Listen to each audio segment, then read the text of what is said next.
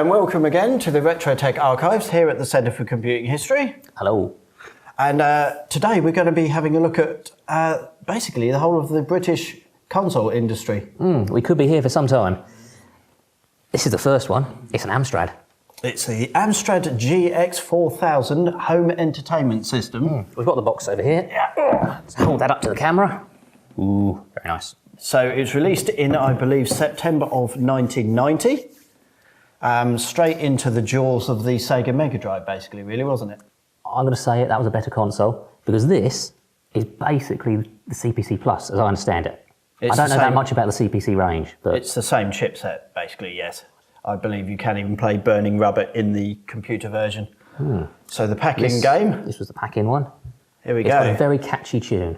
So we're actually going to put this in there. Should we also talk a bit about the styling of the machine? I actually think it's really nice. quite a smart-looking machine.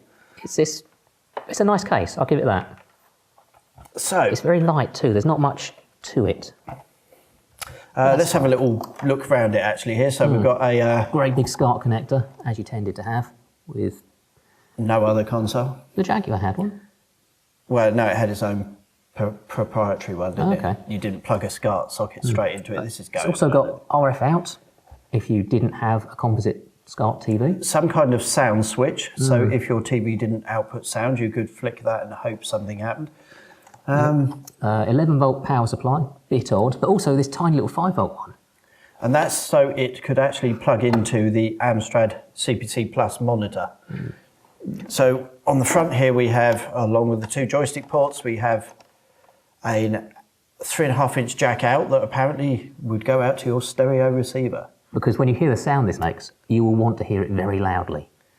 For about 2 seconds, yes. Then we have this serial port here, analog port. Analog port, same pin out as the PC game port. And then one last final thing here is, I believe, 4 light guns.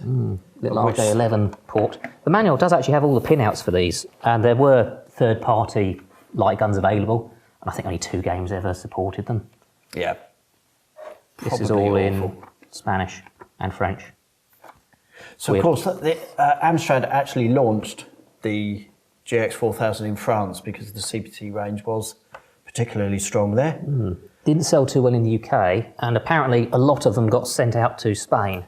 This is a Spanish model. So, should we actually turn this on?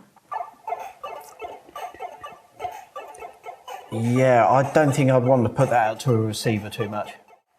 Now, I think that when we can describe the joypad here... it's a bit bare bones, up, down, left, right, 2 fire buttons. Could we be sporting and say it looks rather old-fashioned? You sit in the pads of the day like the Mega Drive pad and... It does have 5 screws holding it together. This is a sturdy piece of kit. Except you can actually twist it in your hand, which is a little bit. So anyway, the first game we've got here is the pack-in game, Burning Rubber. It was done by Ocean, who they supported the machine fairly well. So there was other games like Pang, Operation Thunderbolt, and another game that we are going to try in a short while, Robocop. So, set controls. You've got into the options menu. Oh, here we go. Press fire 1 to set the controls, yes. A key for gear down, that one. Accelerate, I'm gonna... left. Right, okay. You've actually chosen a more sensible control scheme there than you get by default. Yeah, because the default one, you press up to accelerate, which I'm not having that. So, okay, let's cut that awful tune out for a minute. So, first thing I need to do is qualify. So, it's... For 1990, considering you're about to be wowed in British homes with the might of Sega's arcade classics, I think this might have... Oh dear, that's a horrible noise. The graphics aren't too bad. They're okay, they're colourful, but... Sound is... Well, it's a racing game, it's going to be engine drones, isn't it? That's not too bad. Oh, break. There we go. Would you also... I mean, there's... Compared to the Master System, it's a little bit... Master System was not a great console either. Oh, you're going to have people writing to us for that comment. To be fair, none of the Sega's consoles prior to Mega Drive were particularly brilliant. I would just this like is to fine. say that Phil's views are his own. I do not necessarily share them, and nor does the museum. I'm not leaving this room alive, am I? Apparently this is a customised Porsche you're driving. Is it? Customised into what? This is a 24-hour race. Oh, I've got under a minute. And 8th. according to the manual, the stench of burning rubber should be filling your nostrils right about now. Yeah, it's kind of not, is it? This isn't a two-player game either, is it? I can't do anything with this. I don't think it is. I am not seeing. I didn't see an option for split screen racing. I don't think. Oh, hello! They've had a crash in front of me. Oh, that was. You ran straight into them. That was. Yeah. I think it's going to be one of these games as well where you're not necessarily racing for position. You are racing Or just to finish. against the clock. I think it's a bit. For a 24-hour race, that's an awfully short timer you've got. Yeah, I think it's. Could I describe this as? Oh dear, that noise. Could I describe this as an outrun without the fun? You're right, it's not very fun. Let's move on to Right Robocop now, 2. I'm not sure because I think you need to be subjected to this as well. So, I've heard enough of this as I really want. But you haven't actually experienced it or held it in your hands. There you go. Oh God, what are the Take controls? over, take over. Accelerate that Accelerate one. on There the you right. Let me ram into this guy. There we go. I don't know what the smiley faces at the side of the track are, and I wonder if those are the programmers in the. There's like little digitised pictures. They've got the Ocean logo and the Amstrad one I saw too. There was a picture like with two guys on it. I don't know if that was a. Oh, you've reached the checkpoint. Extended play. I am rewarded with more of this. You see, I think the main problem with the GX4000 is that apart from one or two games, you literally got slightly tweaked Amstrad CPC games, which obviously people didn't really want to pay £25 for when they could buy it for £2 or £3 on cassette. £25 is a bit much for a game. A game of, shall we say, of this aged look. Okay, so we're going to try a second game now. This is also by Ocean. Robocop 2. Someone has proudly put their initials on it, so they were obviously proud to own Robocop 2. I don't Okay, remember it being a bad movie. Robocop 2 was, yeah, it was all right. What does that say? Nuke production in progress. Of course, Nuke was the... The drug. I'm going to... Yes, the can sludge any bar. under 18s please turn off their YouTube channel right Okay, now because we are playing a 18 Oh, certificate. Okay. Oh, Well, that was quick. I assume that was part of the background. I think for you some might reason. have to rescue that. Oh, I think you just fell down a hole, yes.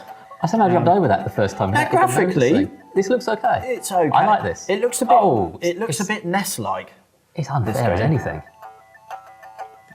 I have actually read that this The trick game is is just- incredibly difficult. What? You got hit by that lightning Why did I fall off the ledge? because you died. Oh, you try this. This is not fair. Wow. But those don't even look like holes. That's just part of the So- floor that's a different colour. Oh, good God! What on earth? How many lives do you get here, or do you is it just that's the only fair thing about this game? I think you... Did it reset your lives? Oh, good God! Oh, for crying out loud! Oh, you've got a timer as well. Oh, for Okay, last life. now, either this game is incredibly hard, or we massively suck at it. I think it's It's the probably first a time I've mixture ever of played both. it, so I'm not going to do it again just in case I'm not good. Oh dear! I think there's a oh, bottle dear. of Nuke above you. That probably gives you an extra life. Oh! Well, the only thing I'll say about that game is you are given a lot of lives Robocop to is so angry repeatedly with you die right now. with. Oh, look, he's on his knees. Probably out of despair at having to play this game. This is really... This could be a good game. Well, it could If be. we just if had a they bit more just- practice. Yeah, if they... A bit more practice. Or that's if what we they need. knock the difficulty down a little bit. Now, of course, if you want to collect one of these machines nowadays, they're going up in price quite a bit. A little while ago, they were I don't know why. They were because about £50, and I think it's just a little bit of a rarity. And they do look quite smart. I don't know whether people buy it because it looks quite smart. I don't know. It is a nice looking console. But the games, so the system now will cost you anything up to like £130 boxed. The games are usually around the £60 mark, and there were, I believe, 27 released. So it's a small library, but it would cost you an absolute fortune. Oh, I'm getting somewhere now. Was that little spike you jumped over something that kills good you? God. I bet it was. Oh, look, now there's a razor blade going. Watch out for that spiky CD. Oh, look, I'm back at the start. You technically avoided it. I want to shoot that guy in the face, can I? Oh, you've got a gun. Yeah. Yeah, we haven't needed to use it up to now because we've been too busy falling down holes and... It's just like the movie. Yes, I feel just like I'm Peter Weller. Oh, for crying out loud. Do you want another go at this? No, I really don't. Hideous. This is no fun. If I had a lot more free time when I was 30 years younger, I'd probably play that all day. Yeah, until you went round your mate's house and found a Mega Drive there. But it's nice, and of course it's a British console. Let's try another one though. Yes, let's try it. Moving Another on. one in the huge range of British consoles. And we're back with the second of our British games consoles. It's a BBC games console, not the BBC Micro. They actually did an earlier computer console-y type thing that taught you to play bridge, the card game. And it is called... The BBC Bridge Companion, the new revolutionary way to play and enjoy better bridge. It was apparently launched in 1985 and sold for £200, all but a penny. That's the equivalent of £556 in 2016. There were 9 cartridges: Advanced Bidding, Advanced Defence, Bridge Builder, Club Play 1, 2 and 3, Conventions, Duplicate and Master Play. The packing title was Bridge Builder. It teaches you to play bridge. Like, this is basic bridge, and by the 4th cartridge, you're a bridge master. I think it's set up so you can rest your hand here, ready to quickly press the buttons, because maybe bridge is a time-sensitive game. I don't know. I don't know how to play bridge. I'm actually so stunned by this thing that stunned me into silence. So someone sat down and designed An this. entire computer to teach people to play one card game. That's very British, isn't it? Maybe bridge was a bigger social activity back then. Maybe if you didn't know how to play bridge, you were at a big disadvantage in your life. I can't imagine it. To use a golfing analogy, it will turn a 24 handicap player into an 8 handicap player. Is that good? So it's, by its own admission, it is the epitome of simplicity. I think this might be a marketing thing that came with it, because it says, do I need to know anything about computers to operate it? Apparently the answer is absolutely not. So if we go to introduction, we can learn how to win tricks. And at this point, I think you're supposed to be reading the book to go with it, because it's asking me to choose a card. Somebody's played a queen. Do I play a 5? Computer suggests a 2. I don't know why, but I'm going to go with it. Someone plays a 7. Do I play a 6 or a king? I've no idea. I'll say king. Apparently I made the right choice. I am now slightly proficient at bridge. Apparently, when you as the dealer open the auction, you are beginning the first section of every hand of bridge. The second section is the play. Yes, here we go. Play the heart and lose 1 trick to establish others. They're words, but in that order they don't mean anything. I will play a heart. Which heart do I play? Did you say something about making tricks? So Yes. The play so far describes 3 of the 4 basic ways of making tricks. They are brute force, the power of the honour cards, length of suit, the 4th spade and all the hearts once you have lost the ace, the finesse, winning with a possible loser. The 4th way is by using trump cards to rough the opponent's winners, and hand number 2 demonstrates clearly how strong trumps can be. Even though South and North have only 2 aces between them and only 1 other honour, the Jack of Clubs. You make all 13 tricks if clubs are trumps. You lost me at trumps. Do you know what?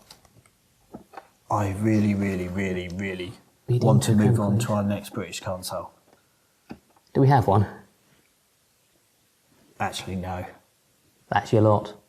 There were a lot of other consoles sold in Britain, designed by foreign companies. There were a lot of Pong consoles, and those weird Princetronic things with the cartridges that all looked vaguely like Atari knockoff machines. I don't think any of them really count as British machines. They were all clones of that one Pong console from Taiwan, just with a different name on.